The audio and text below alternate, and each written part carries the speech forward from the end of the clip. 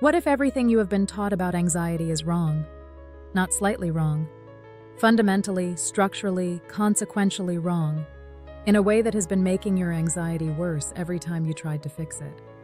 The conventional approach to anxiety tells you to calm down, to breathe, to think positive thoughts, to avoid the things that trigger it, to treat it as a malfunction that needs to be corrected. But what if anxiety is not a malfunction?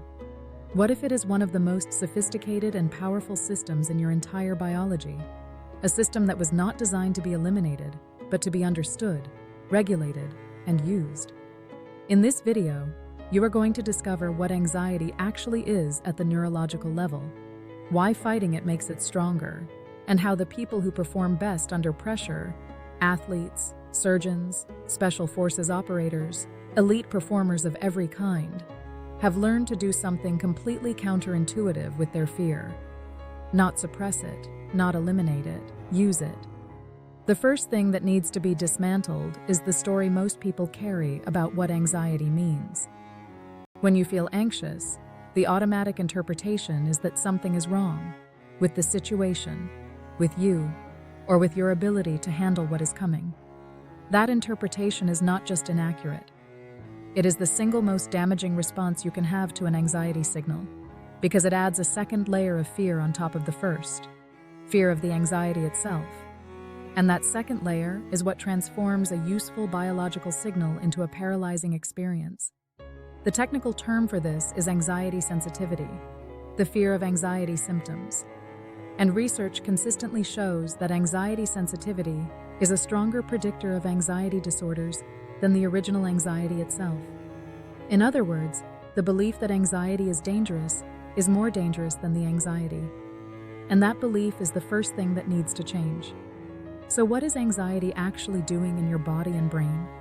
When your brain detects a potential threat, real or imagined, physical or social, present or anticipated, a structure deep in your brain fires an alarm signal that cascades through your entire nervous system in milliseconds. Adrenaline and cortisol flood your bloodstream. Your heart rate increases to pump more blood to your muscles. Your breathing accelerates to take in more oxygen. Your pupils dilate to sharpen your vision. The thinking, reasoning, planning. Part of your brain partially goes offline to allow faster, more instinctive responses. Your pain tolerance increases. Your reaction time shortens. Your senses sharpen. Every single one of these responses is a performance enhancement. Your body is not breaking down when you feel anxious. It is gearing up. It is mobilizing every resource it has to help you meet the demand in front of you. The problem is not the response. The problem is the story you tell about the response. Research published out of leading stress laboratories has produced one of the most important findings in modern neuroscience.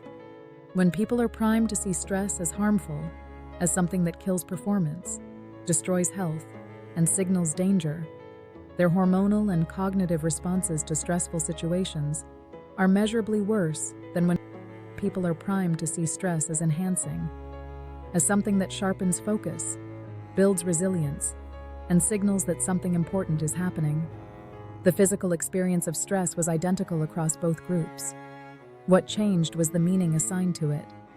And that change in meaning produced measurable differences in hormonal response, cognitive performance, and emotional regulation under pressure. Your anxiety does not know the difference between excitement and fear at the physiological level. Both produce the same cascade of responses in your body.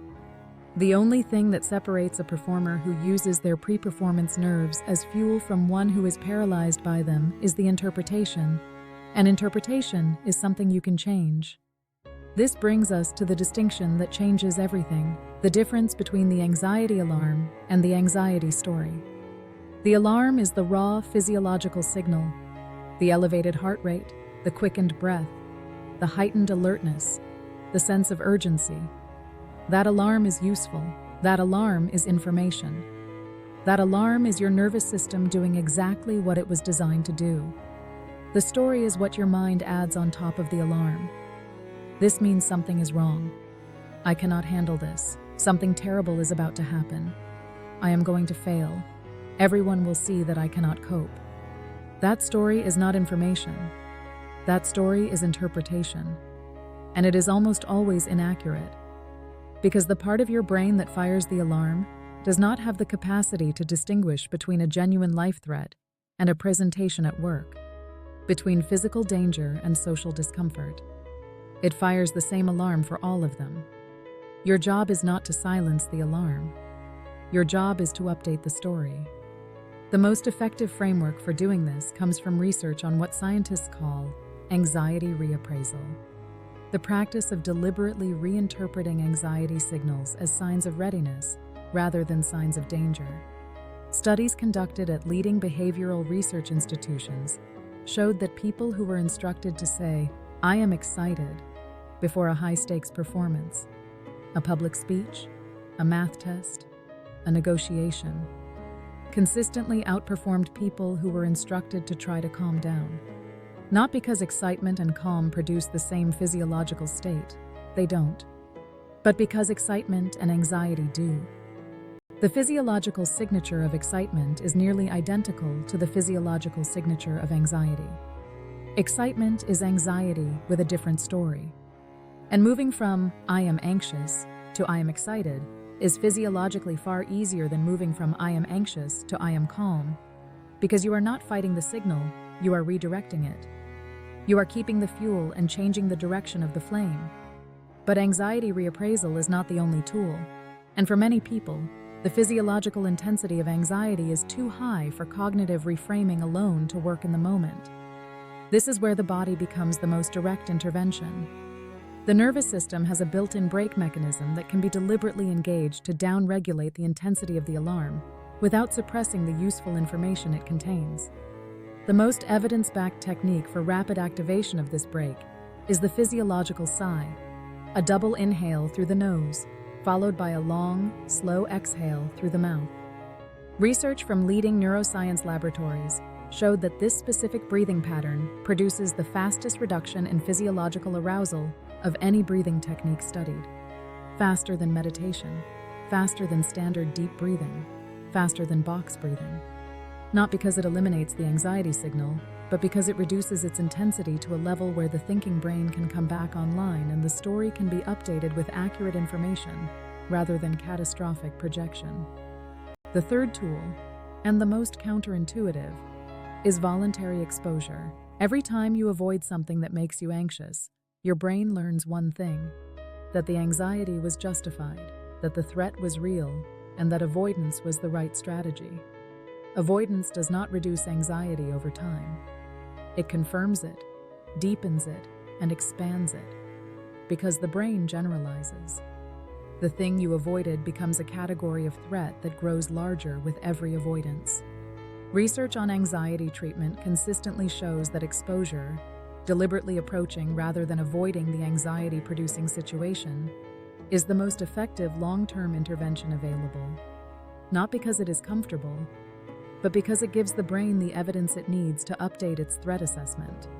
Every time you move toward the thing that scares you and survive it, every time you give the presentation, have the difficult conversation, stay in the discomfort, you are sending your brain updated information. You are teaching your nervous system that it can handle more than it thought. And over time, the alarm recalibrates. Not because the world became less threatening, because you became more capable. If you made it to the end of this video, take one thing with you today. The next time you feel anxious, before the meeting, before the conversation, before the thing you have been avoiding, instead of asking, "How do I make this stop?" ask, "What is this signal trying to tell me, and how can I use it?" That single shift in question changes your relationship with anxiety from adversarial to collaborative, from something happening to you to something working for you. Anxiety is not the enemy. It is the most honest signal your body knows how to send. The question has never been how to silence it. The question is whether you are ready to listen. Share this video with someone who has been fighting their anxiety and getting more exhausted by the fight, because sometimes the most powerful thing you can offer someone is a completely different way of seeing what they are carrying. Subscribe to continue this journey, because the next video is going to reveal something directly connected to everything you just learned about anxiety. Cortisol, the stress hormone that when chronically elevated does not just feed anxiety, It literally remodels your brain, ages your body, and sabotages every biological system you have. And more importantly, what you can do to control it before it controls you. See you there.